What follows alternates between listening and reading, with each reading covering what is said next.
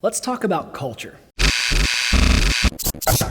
Welcome to The Big Idea, a time every week where we take a few minutes to wrap our minds around one big idea about life and Jesus. And today, we're digging into political culture. You know, because we like talking about easy stuff here. Political culture is all around us. It's 2020, it's an election year, and no matter who you are, no matter what you think about politics, no matter which candidate you think should be president next, or whether or not you're even old enough to vote, political culture is having a massive influence on culture at large right now. Culture is powerful because culture shapes who we are and what we do. Now, political culture has one main belief: having power will save you. Political culture is all about who has power because political culture believes that having power will save you. And this is how it's always been. From the time of tribal warfare up through the Middle Ages, all the way up to the political culture we have now, power has always been the main goal of anybody involved in political culture. It's the reason that nowadays we have two parties screaming at each other, where both genuinely believe that if the other is elected, the world as we know it will come to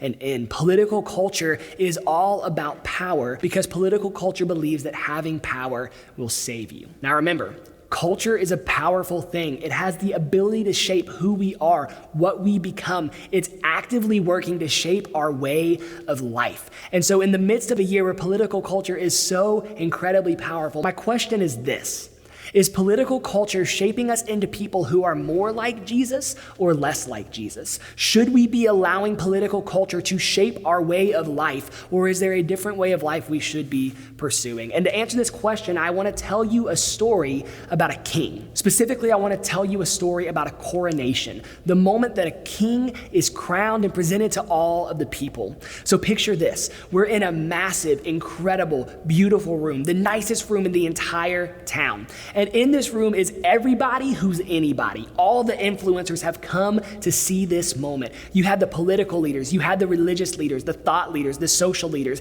If this happened today, every single person in this room would have had a blue check mark next to their name. This was a serious gathering. But despite the fact that every single person in the room was a person of great importance, every single eye was fixed on the center of the room where a man was kneeling on the ground. And this man was about to be crowned king. And so a hush fell over the room as one of the leaders walked forward and placed a crown on this man's head.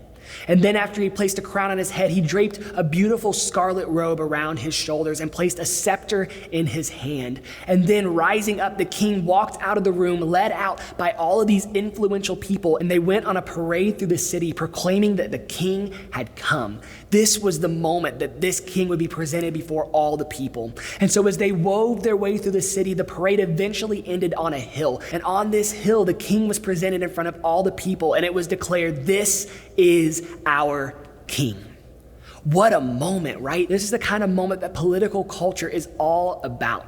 And the awesome thing is that we actually have an eyewitness account of this story, a person who's telling it to us from his own point of view. It's found in Matthew chapter 27 of the Bible, and I want to read to you what Matthew has to say about this moment. Then the governor's soldiers took Jesus into the praetorium and gathered the whole company of soldiers around him. They stripped him and put a scarlet robe on him, and then twisted together a crown of thorns and set it on his head. They put a staff in his right hand, and then they knelt in front of him and mocked him, saying, "Hail, King of the Jews."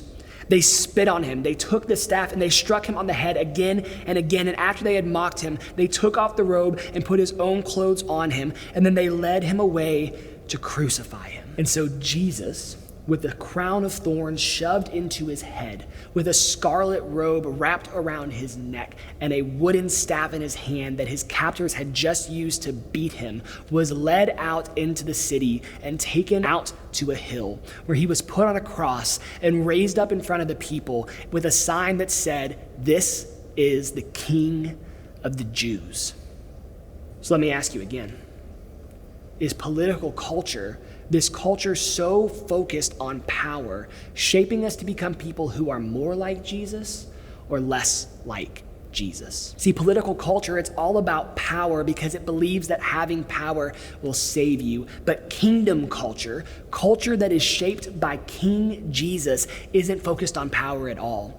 In fact, kingdom culture is focused on sacrifice. sacrifice. At the center of kingdom culture is a king who laid down his life because he knew that that's where the real power came from. And so my question today is, which culture is shaping you?